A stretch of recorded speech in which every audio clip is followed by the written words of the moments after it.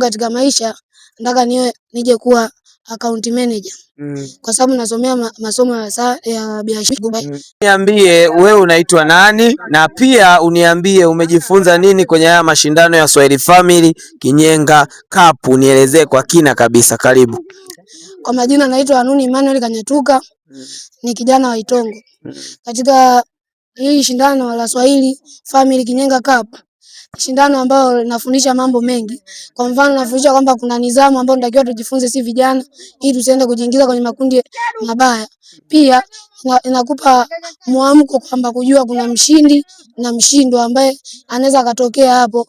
Kwa hiyo inatujengea uvumilivu na upambanaji ndani ya uwanja. Wewe bado unasoma? Ndio. Unasoma la ngapi au kidato cha ngapi? Nasoma kidato cha 4 pale Mwakibete Sekondari. Mwakibete Sekondari. Upo kidato cha 4? Ndio. Malengo yako kwenye maisha huko mbele ni yako vipi? Unataka uje kuwa nani? Malengo yangu katika maisha nataka nije kuwa account manager. Kwa sababu nasomea masomo ya biashara ya bookkeeping na commerce. Naamini Mungu atafanikiwa kuhusu hapo. Huwa unajisikiaje ukiona wenzako wanapotoka kwenye maadili, wanakuwa na tabia zisizofaa? Hicho kitu kinakuwa kinawaumiza wazazi pia na jamii, ambacho kinakuja kutengeneza watu kuiga tamaduni zingine, ila kwa kupitia Swahili Kinyenga Cup inakutanisha hao watu na kuwa kwa pamoja.